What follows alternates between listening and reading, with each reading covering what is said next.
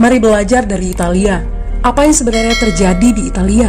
Apa yang bisa kita jadikan contoh agar tidak terjadi di Indonesia? Kreatif konten ini berasal dari artikel warga Italia, dipersingkat dan dilengkapi data agar lebih mudah dipahami. Tahap 1. Kasus pertama diumumkan. Itu cuma flu. Apa pentingnya pakai masker? Orang-orang ini cuma lebay. Saya kan sehat, gak bakal ketularan. Gak usah panik lah. Tahap 2. Jumlah positif COVID-19 mulai naik signifikan. Cuma beberapa yang kena. Yang meninggal pun hanya orang-orang tua saja yang emang udah punya penyakit. Hidup seperti biasa aja lah. Pacaran, nongkrong bareng temen, jalan-jalan ke mall, tetap lanjut. Tahap ketiga, jumlah kasus meningkat dengan cepat, berlipat ganda dalam 1 hari. Tingkat kematian pun bertambah. 7 Maret, lebih dari 5.000 kasus positif COVID-19. Zona merah diberlakukan di Italia. Wilayah yang dikarantina hampir 25% dari luas Italia. Sekolah dan universitas tutup, tapi tempat kerja, bar, dan restoran masih buka. Sementara itu, 75% wilayah lain masih menganggap enteng COVID-19. Anjuran mencuci tangan ada di mana-mana, tapi sekadar anjuran dan tak banyak yang melakukan. Tahap 4. Jumlah kasus meningkat pesat. Sekolah dan universitas ditutup selama sebulan. Darurat nasional pun diberlakukan. Rumah sakit menambah kapasitas, seluruh kamar dibersihkan untuk memberi ruang bagi pasien COVID-19. Tapi tak ada cukup dokter dan perawat. Ada terlalu banyak kasus pneumonia, terlalu banyak pasien perlu ICU, tapi ruangannya sudah habis, ventilator habis.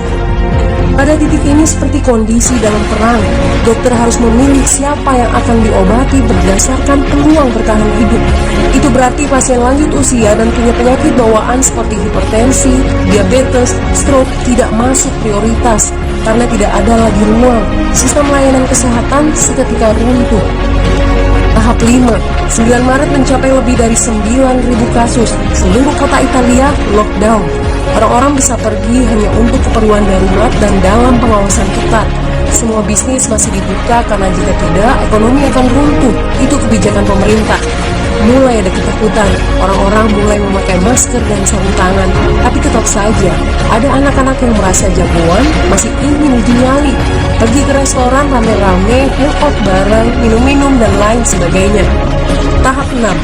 2 hari kemudian pemerintah Italia berubah pikiran. Semua bisnis harus tutup, bar, restoran, pusat perbelanjaan, semua jenis toko, kecuali supermarket dan apotek. Penyebabnya, karena dalam sehari yang positif bertambah lebih dari 2.000 kasus. Penduduk yang mau keluar rumah harus mendapat surat izin. Surat izin ini didapatkan dari pos pemeriksaan polisi yang disebar di berbagai lingkungan. Yang melanggar bisa kena denda 3,3 juta rupiah. Bagi pasien positif yang tidak mau mengkarantina diri, bakal dituntut dengan pasal pembunuhan, hukuman 1-12 tahun penjara. 21 Maret jumlah korban meninggal di Italia terus meningkat melampaui Cina. Sebagai gambaran, luas Italia itu kurang lebih 2 kali Pulau Jawa.